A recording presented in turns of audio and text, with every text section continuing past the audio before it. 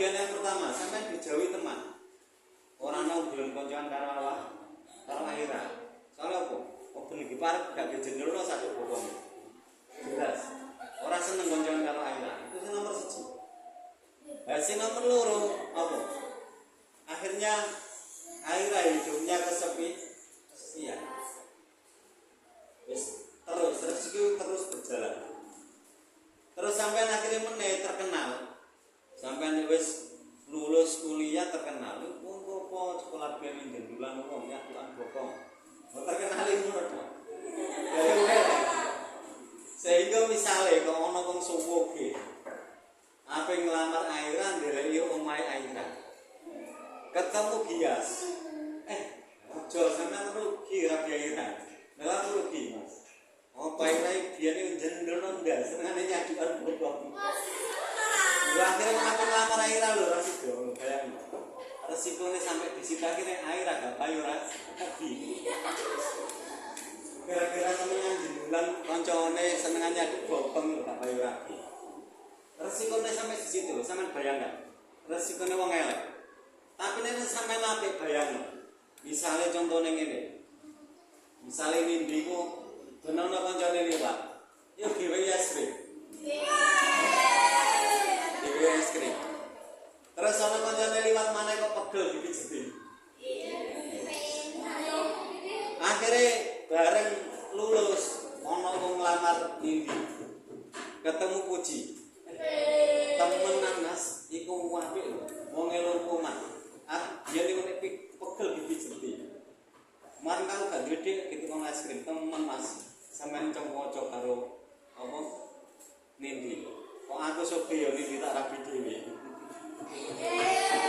kucing akhirnya apa nindi nasibe enak kira dong soge lho iku lho perbuatan baik itu imbasnya seperti itu perbuatan jelek imbasnya seperti itu makanya rugi wis pokoke wong sing nglakoni elek iku rugi nanti akan rugi. Selanjutnya, alam selanjutnya yang dilalui itu ada alam neraka. Orang yang masuk neraka itu orang yang pokoknya siap. Kenapa kok siap? Makanya di dalam Al-Quran itu wiril maghdubi alaihim walam orang yang dimasukkan neraka itu al-maghdub sama anggolim. Orang yang dimurkai Allah dan orang yang tersesat. Kita semoga tidak termasuk dua golongan ini. Itu jelas. Orang yang al-maghdub sama anggolim itu alamat neraka. Kenapa kok seperti itu? Karena begini. Kita itu turunannya siapa loh? Kita yang keturunan Nabi siapa? Nabi Adam. Nabi Adam itu dulu dilahirkan di mana? Nabi Adam. Iya Pak. Nabi Adam itu dilahirkan di mana? Di surga. Ini berarti ini menunjukkan Ovi isek para Nabi Adam. Soalnya Nabi Adam dari surga. Ya sing liyane mbok manusa teko ndi? Lho sampeyan kan aneh to. Mosok keturunan Nabi Adam kok gak ngerti Nabi Adam dari mana? Ya. Iki alamat orang tersesat ya seperti ini. Loh. Berarti ini mau fitur selamat ini. Kalian harus mengerti bahwa Nabi Adam itu dari surga. Nabi Adam tinggal di surga itu puluhan tahun, bahkan mungkin ratusan tahun, mungkin ribuan tahun. Tidak ada riwayat yang nah, Nabi Adam di surga itu pertama hidup sendirian. Dolanane ya karo malaikat, menyenang suatu. Jadi ini misalnya kepengen rokok nih, bijak malaikat semuntut. Kan malaikat tahu kepengen rokok opo, wit opo, bijak malaikat. Nah, setelah itu Nabi Adam akhirnya bingung. Soalnya nek gandengan karo malaikat itu kurang variasi. Kenapa kok kurang variasi Kak? Cara lu monoton. dolanan karo malaikat itu monoton. Soalnya apa? Malaikat ngejak dolanan yo ibadah. Ya wis dijak wiritan, dijak sholat, ngono to. Akhire Nabi Adam iku nglamun Yesus. Wah. Minta teman dari jenisnya. Akhirnya Allah menciptakan ibunda Hawa. Dari mana Siti Hawa diciptakan? Tanah.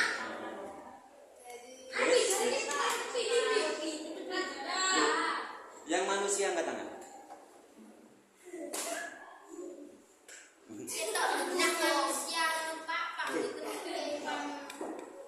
Nah, ya kalian sudah tahu nih, kalian manusia kok nggak tahu nak sejarahnya ini? Kan ya kok Siti Hawa diciptakan dari apa? Dari tanah. Piawi dari mana Bi? Dari tulang rusuk Nabi Adam. Tulang rusuk yang sebelah kiri. Tahu tulang rusuk?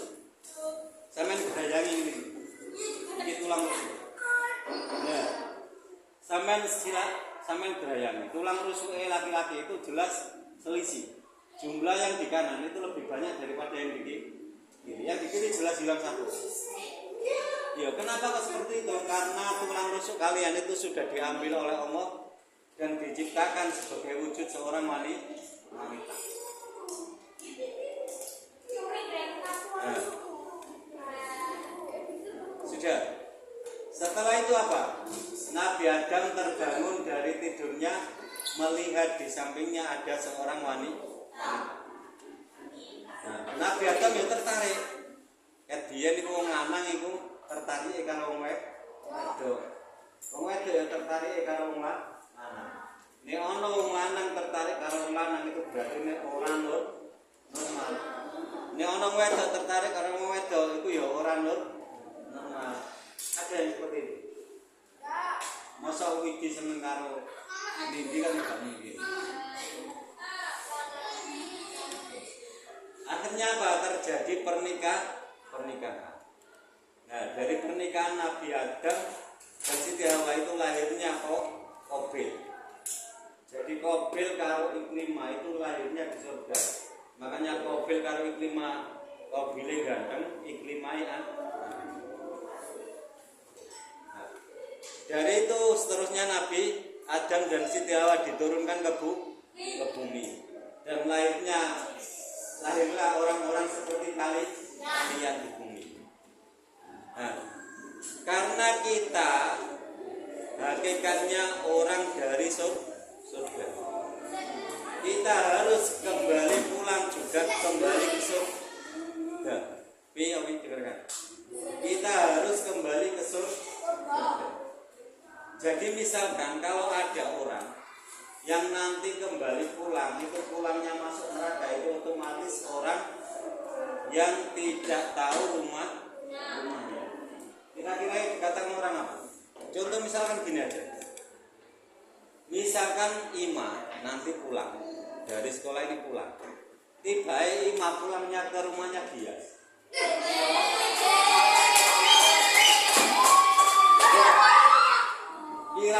Kira-kira kalian yang tahu Ima pulang ke rumahnya dia itu apa yang kalian katakan? Dulanan Pak, dulanan TV. Dulanan. Tersesat. Berarti nih Ima itu orang yang tersesat. Soalnya gak ngerti jalannya mulai nang ngaji. Sama juga halnya seperti kalian. Kalian ke surga itu menuju ke rumah kalian sendiri. Kok orang ngerti jalannya? Berarti ini kan tersesat. Apalagi masuk ke dalam neraka. Itu sangat tersesat. Wah, kira-kira ada yang pulang tidak tahu jalan kemana? Ada? Cinta apa nih? Tidak tahu jalan rumahnya pulang.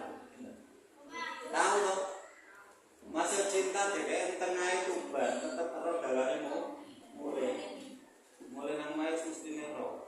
Sama halnya kita, biarpun ditaruh di dunia, kita juga harus tahu jalan pulang, jalan ke surga, Pak. Nah, setelah manusia sebagian masuk ke neraka, sebagian masuk ke surga. Nah, orang Islam yang masuk ke neraka itu selamanya tidak akan tinggal di neraka. Di neraka cuma sementara. Di neraka apa? Neraka jahanam. Jadi orang Islam yang berbuat maksiat itu nanti akan masuk neraka jahanam. Tapi di neraka jahanam itu tidak selamanya. Setelah orang Islam semuanya keluar dari neraka jahanam itu akan hancur dengan sendirinya. Nah, kemudian semua orang masuk ke dalam neraka, ke dalam surga. Nah, di surga itu akan hidup selamanya, tidak akan mengenal kematian. Saya ceritakan sedikit tentang kenikmatan di surga, biar nanti kalian bisa membayangkan bagaimana nikmatnya. Di surga itu begini, pepohonan di surga itu tergantung kalian. Misalkan kalian pengen merasakan apel, kalian bisa memetik apel tersebut. Ya.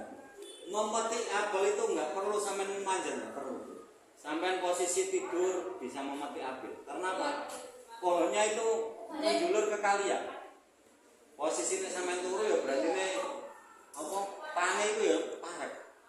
Jadi ini digaya kena, ambil turu buat kena. Ambil lungguh ya iso, ambil ngaji. Ya.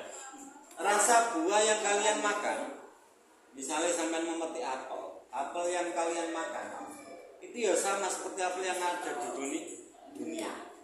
Tapi level kemanisannya itu 70 kali lipat.